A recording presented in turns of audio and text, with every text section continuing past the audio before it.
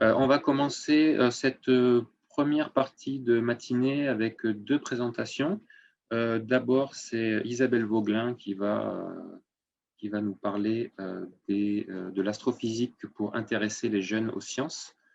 Isabelle, je dis 2 mots, tu es astronome, au CRAL à Lyon et tu fais partie de Femmes et Sciences. Ce n'est pas un secret parce que tu l'as déjà dit à nombreuses reprises, donc je me permets de le redire ici.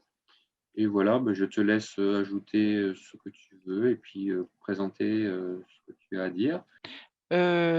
Alors le président du Cléa va peut-être me pardonner quand même parce que j'ai mis mon appartenance à Femmes et Sciences en effet, mais j'ai pas mis mon appartenance au Cléa.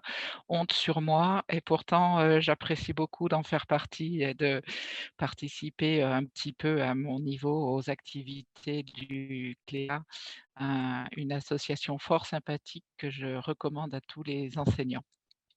Donc voilà, la présentation de ce matin va, se baser sur les actions que l'on mène au Centre de recherche astrophysique de Lyon, qui est à l'Observatoire de Lyon, qui mène depuis, de nombreuses années des actions de diffusion des sciences, pour exploiter en fait, l'attrait que les jeunes ont sur les sciences et essayer de, les attirer vers les domaines, scientifiques et les filières d'études scientifiques parce que, vous n'êtes pas sans savoir que depuis, maintenant plusieurs décennies, pas seulement en France, mais dans toute l'Europe, il y a une désaffection des jeunes pour les filières scientifiques qui est, inquiétante parce que dans notre, civilisation de plus en plus, technologique et hautement technologique, nous avons besoin de techniciens, d'ingénieurs pour, continuer à innover et garder notre capacité à être en pointe dans tous les domaines, des sciences.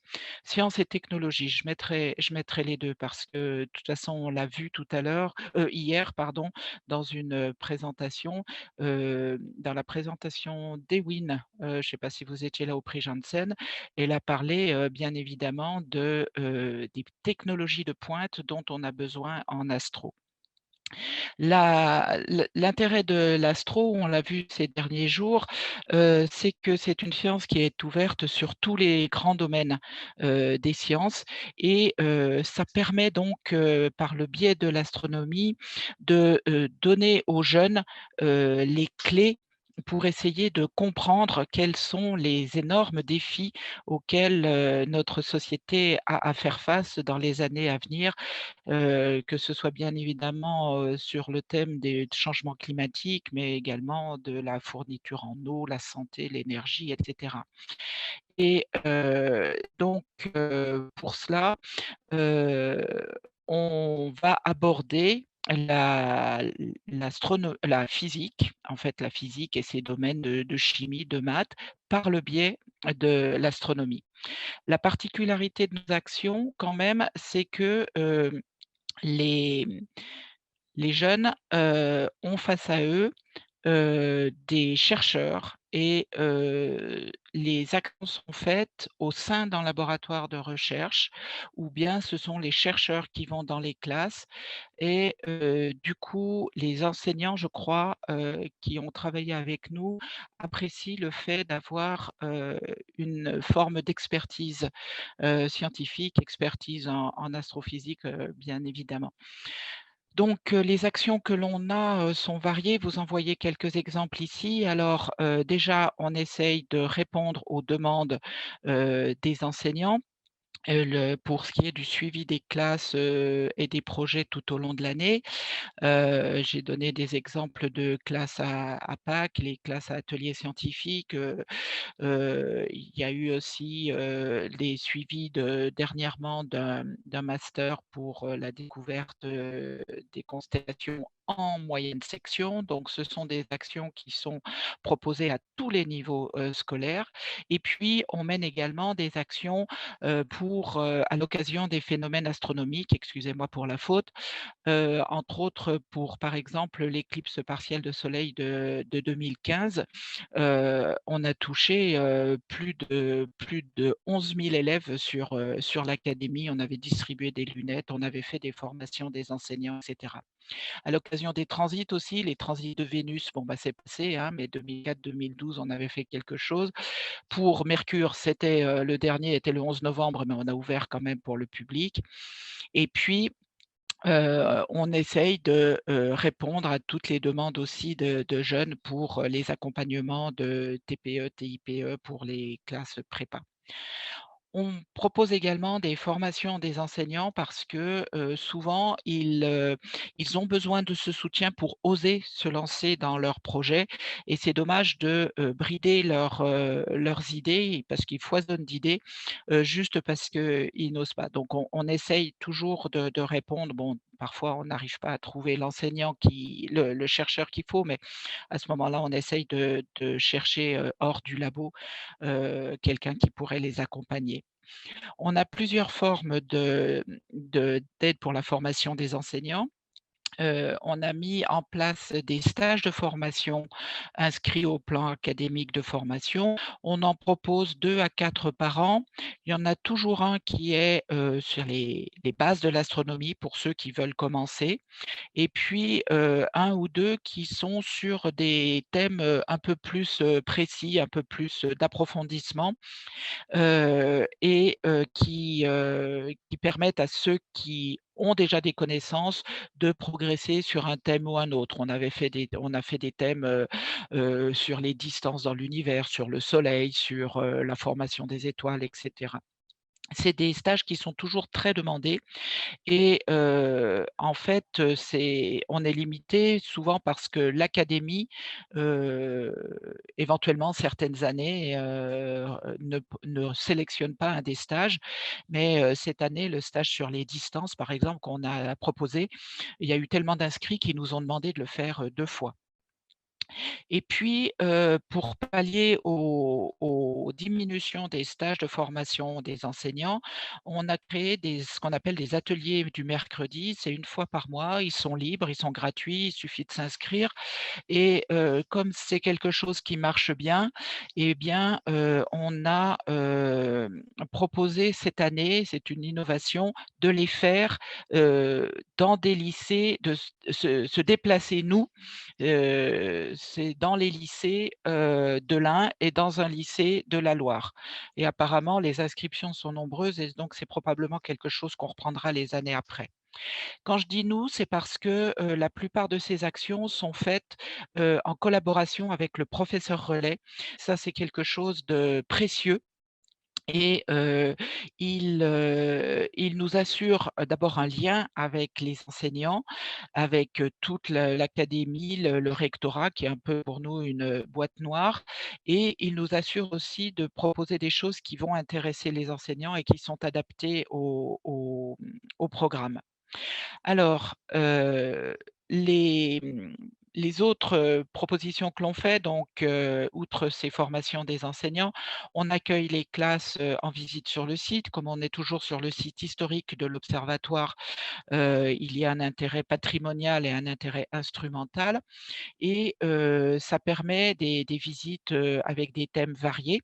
En particulier, surtout pour les lycées, il y a une visite qui plaît beaucoup, c'est ce qu'on appelle les visites métiers parce que, elles sont organisées avec les services techniques, de l'observatoire et donc les lycéens peuvent, interagir et ils vont visiter, le labo d'optique, l'atelier de méca et cetera, éventuellement l'informatique scientifique selon ceux qui sont disponibles au moment de la visite et c'est vraiment, ça leur montre vraiment la recherche, et la création d'instruments. Vous avez, en haut à droite, une maquette de l'instrument Muse qui a été, développé à l'observatoire et qui est maintenant sur un des VLT au Chili. Les interventions de chercheurs dans les classes, j'en ai parlé un petit peu. Ça permet surtout de proposer des activités, heu, à des lycées qui sont loin de la métropole et donc dans des lycées, je vais dire pas ruraux, mais si en fait, qui éventuellement, dans des toutes petites villes et qui sont, qui rassemblent des élèves qui ont très peu de contact avec, les sciences et vraiment souvent on est récompensé des efforts qu'on a fait d'aller jusque là-bas parce que les élèves sont super intéressés. Heu On propose des ateliers aussi de construction de maquettes. Vous avez quelques exemples ici, par exemple, des moyens très simples d'observation. Donc, il y a des petits cadrans solaires, il y a des cartes du ciel, etc. J'ai mis l'exemple d'une arbalestrie qui est ici, construction d'une arbalestrie en carton. Quand on fait un atelier là-dessus, eh bien, on met un petit peu de théorie sur comment fonctionne l'arbalestrie, un petit peu d'histoire, etc.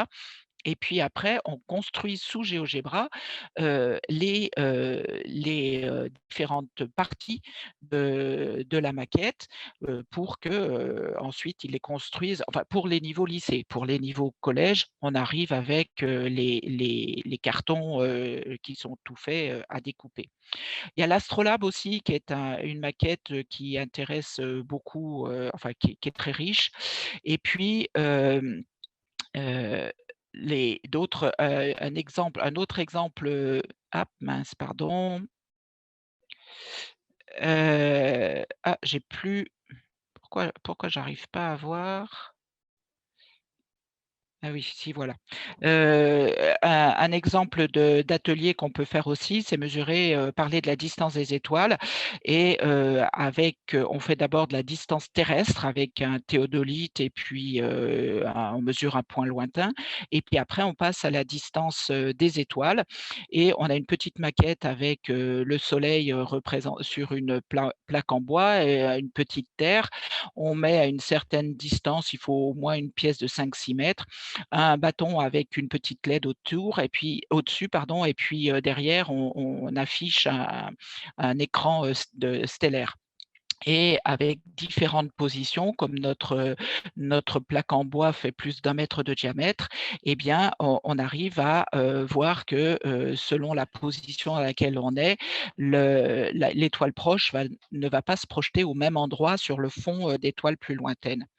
Et pour les lycées, pareil, on passe sous GeoGebra 3D pour, faire la modélisation, informatique.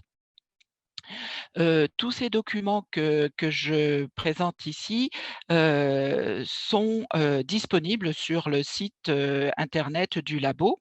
Sur la page, formation continue des enseignants qui est montrée ici et donc vous avez les différentes propositions. Vous pouvez aller à la pêche aux documents astronomiques qui donne, les documents qui ont été utilisés dans les stages précédents. Pareil pour les archives de l'atelier, des ateliers, vous voyez ce qui a été fait les versions précédentes et puis vous avez des actualités ici. À droite, vous avez l'exemple des stages qui sont proposés cette année, donc une mesure des distances qui a dû être dupliquée. Les dates ne sont pas les bonnes parce que le rectorat m'a demandé de les changer. Il a fallu les changer. J'ai vu en prenant ça que j'ai oublié de changer les dates sur cette page-là. Je le ferai tout à l'heure, mais ça aura bien lieu cette année. Il y a la notion fondamentale, bien sûr, comme d'habitude, et cette année, l'autre thème, c'est sur les exoplanètes. L'autre, gros morceau, je dirais, d'offres que l'on a, c'est les expériences emblématiques de la physique qu'on a développées à l'observatoire et qui permettent, comme ce sont des expériences qui sont directement en lien avec certains thèmes du laboratoire, ça va permettre aux jeunes de pouvoir faire par eux-mêmes parce que ces expériences sont faites non pas pour être ultra précises et tout ça, mais pour qu'ils comprennent le principe de base et les inciter à s'intéresser à la physique. Alors les 2 premières, c'est un banc de spectroscopie. Bien évidemment, la spectro étant tellement, importante en astro et puis, avec les développements instrumentaux de Oasis, Tigre, Muse et tout ça, dans le laboratoire, on a développé un atelier qui peut être fait à différents niveaux. La spectro, les notions de base et la spectro, simple, on va dire, avec des élèves de collège et puis, la spectro plus complexe pour les lycées, voire, des maquettes on appelle ça les IFU, c'est les unités de base de l'instrument Muse pour les TIPE, pour les classes prépa. L'autre, manip, c'est, la mesure de la vitesse de la lumière qui a bien sûr, une notion emblématique et qui, permet de montrer aux élèves, la méthode pour essayer d'arriver à, prendre cette mesure d'une valeur extrêmement élevée.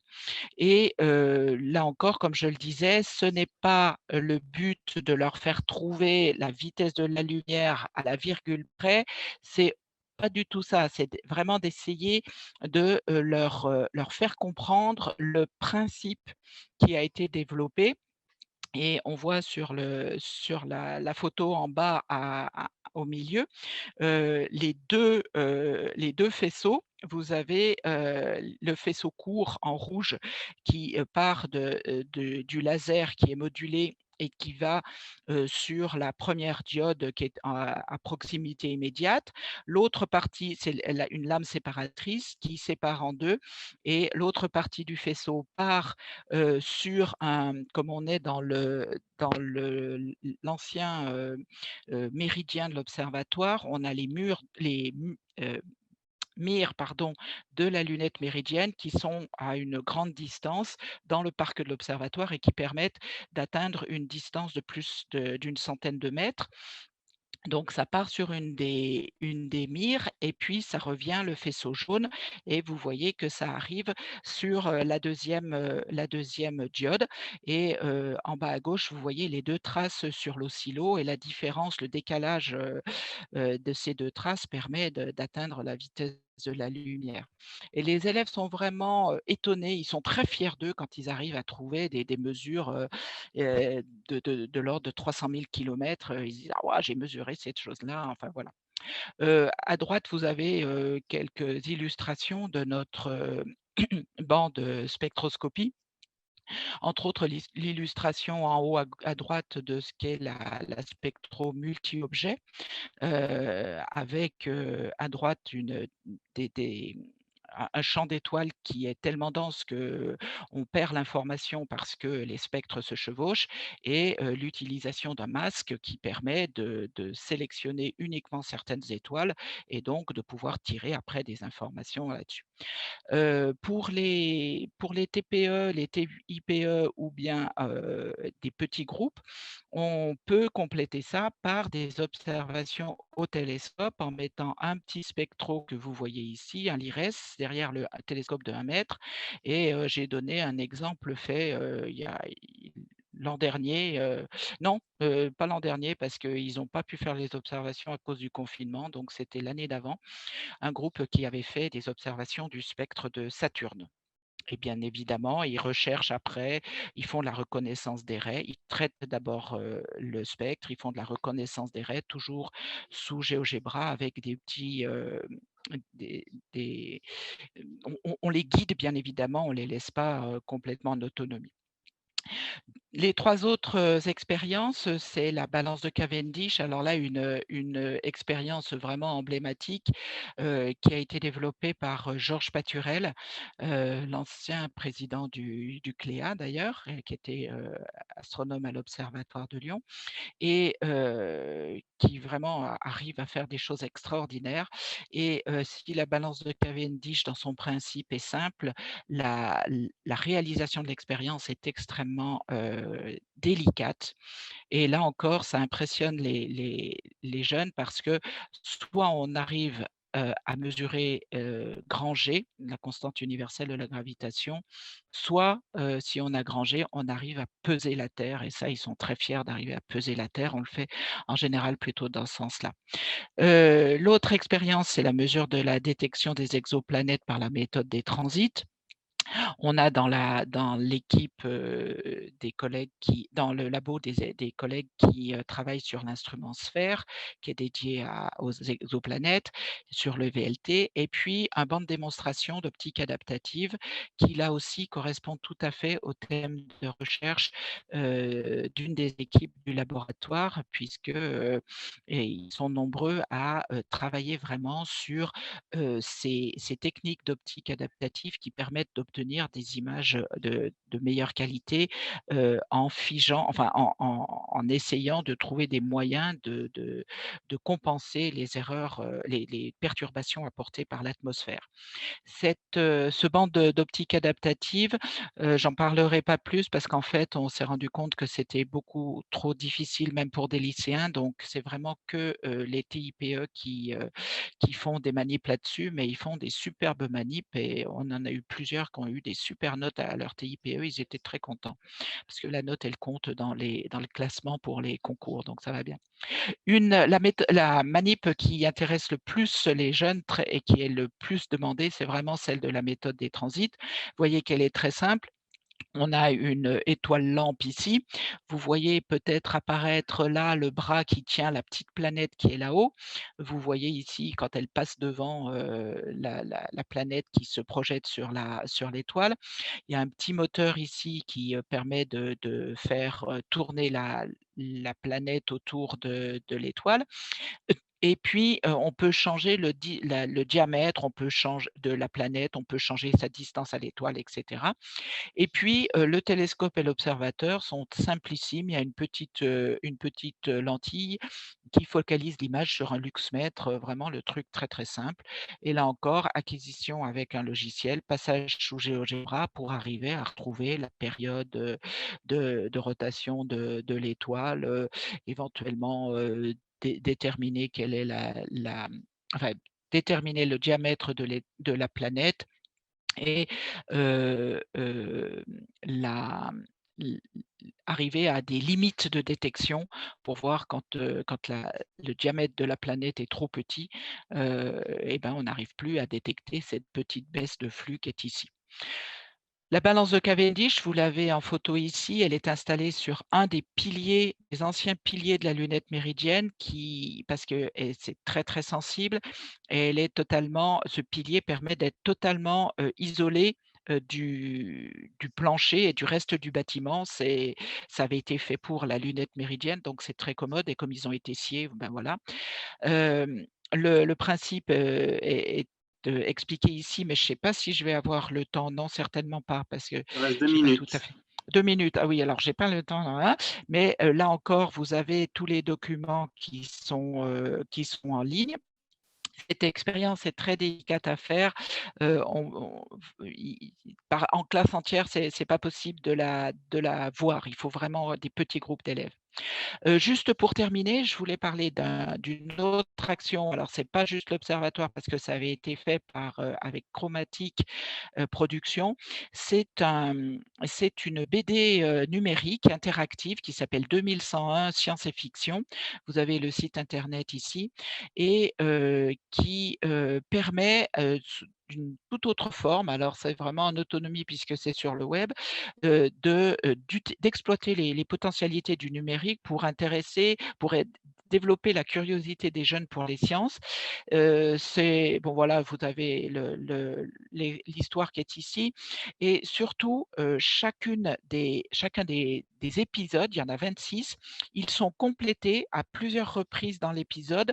Vous avez des exemples du dessin qui est ici, par des courts entretiens avec un scientifique. Vous en avez un exemple ici avec un entomologue, et donc quelque chose qui dure entre 1 et 3 minutes et donc qui parle de son domaine et puis, à la fin de cette très courte vidéo, vous avez accès à des commentaires plus longs sur le sujet. Donc, chacun des 26 épisodes a ses, courts entretiens plus les documentaires. Ils sont facultatifs. Là, vous pouvez suivre la BD sans cliquer dessus, mais et chaque fois vous êtes sollicité pour, les dépasser si vous ne voulez pas, les regarder. Et vous avez les 5 thèmes principaux ici. L'histoire, c'est, de prendre, l'avis des scientifiques sur, ce que serait leur domaine de recherche, enfin ce qu'ils imaginent que sera leur domaine de recherche dans un siècle. Voilà, sur les sciences de la Terre, l'astrophysique, la robotique, les sciences de la vie, l'informatique et cetera. Des tas de choses comme ça.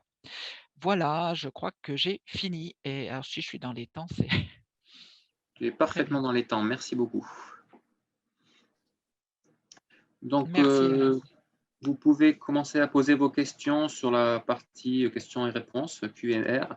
J'en ai vu une passer dans les discussions pour toi, Isabelle. Est-ce que ce que tu as présenté, on peut le retrouver sur le site de l'Observatoire ou quelque part? Est-ce que ces possibilités, ressources sont réunies quelque part? Voilà, elles sont, sur cette, alors vous voyez ici, puis je l'ai remis là-haut. Heu, mais, en général, vous tapez, formation continue enseignant Lyon et vous arrivez sur cette page-là.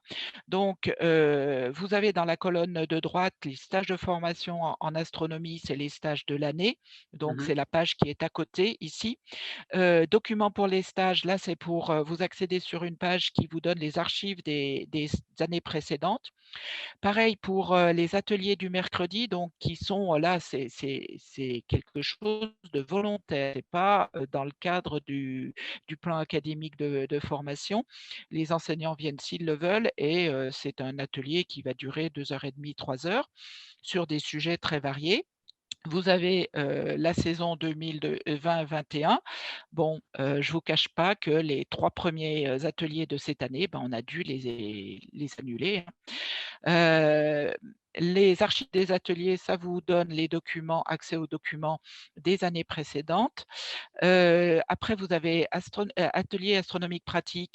Là, bah, je l'ai pas parce que j'ai fait une copie d'écran, mais vous pouvez si vous cliquez là-dessus, vous avez entre autres un onglet qui va vous donner accès à tous les patrons des petites manips, dont je vous ai parlé, par exemple l'arbalèstrie, les cartes du ciel, les les gnom comment qu'est-ce qu'on avait fait? Théodolite, je ne sais plus, enfin il y en a tout plein. Et puis, il y a une page spécifique avec, les documents que l'on a développés pour GeoGebra 2D et 3D. Voilà, vous venez farfouiller là-dedans. Là, c'est plutôt, des actualités qui sont sur la partie de gauche.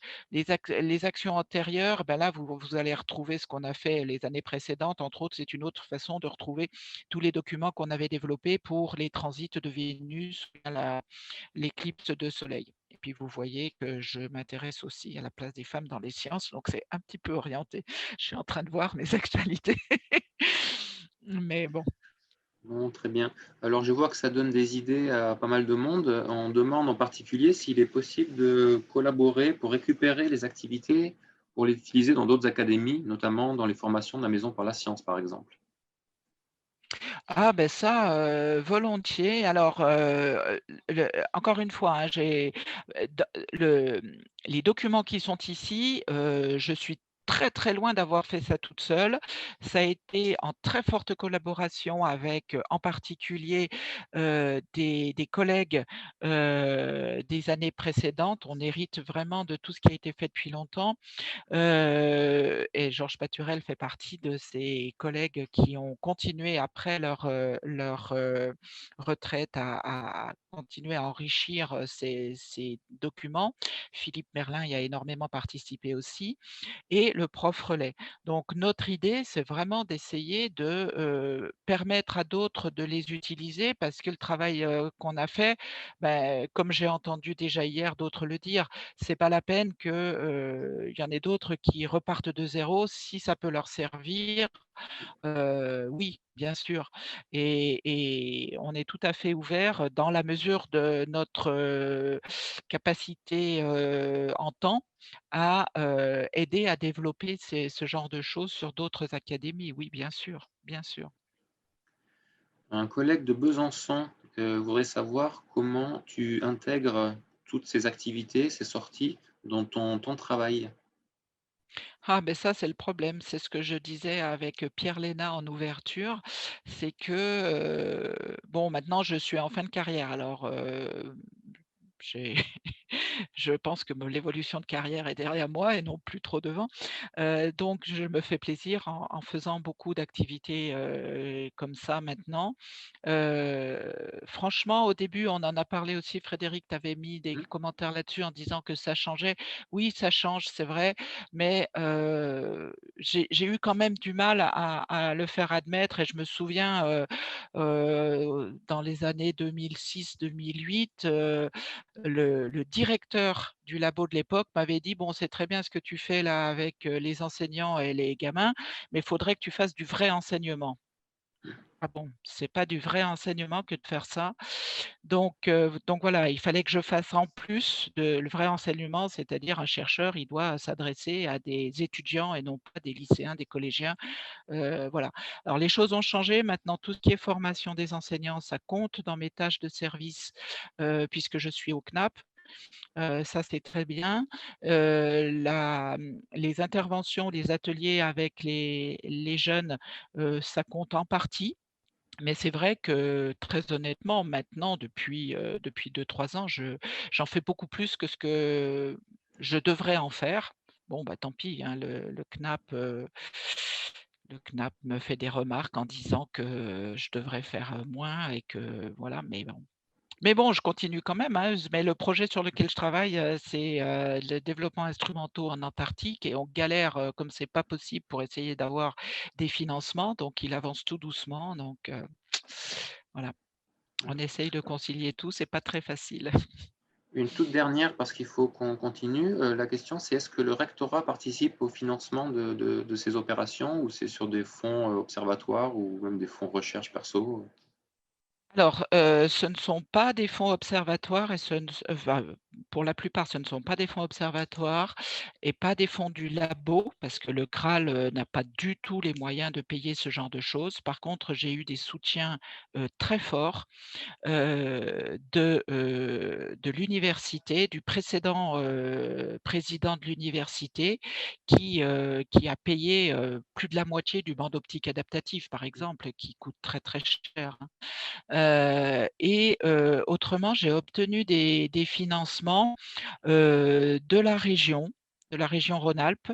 J'ai obtenu des financements par Sciences à l'école, des financements de la délégation régionale du CNRS, qui régulièrement permet entre autres, à la fois pour du matériel, mais aussi pour, payer le déplacement des chercheurs dans les classes. Parce que comme on va, au fin fond de la Loire, de l'Ain, c'est bon, bah, les chercheurs, c'est pas le labo qui va payer leur déplacement et pour le matériel, oui, c'est des réponses à des appels à projets et l'appel à projet de l'université, par exemple, pour ce qui est des de la formation, des besoins en formation, et bien, je fais passer ça, enfin, j'essaye de faire passer ça sur ces appels à projets. Et puis, j'avais eu aussi dans le cadre de l'année mondiale de l'astronomie, il y avait eu pas mal de choses, l'année mondiale de la lumière, internationale de la lumière. Chaque fois qu'il y a des choses comme ça, j'essaye de répondre aux appels à projets pour, trouver ce financement-là. D'accord. Comme quoi, la recherche de financement, même quand on fait des activités un peu annexes à la recherche elle-même, prend du temps. Exactement, ça prend du temps aussi, oui. Merci beaucoup Isabelle.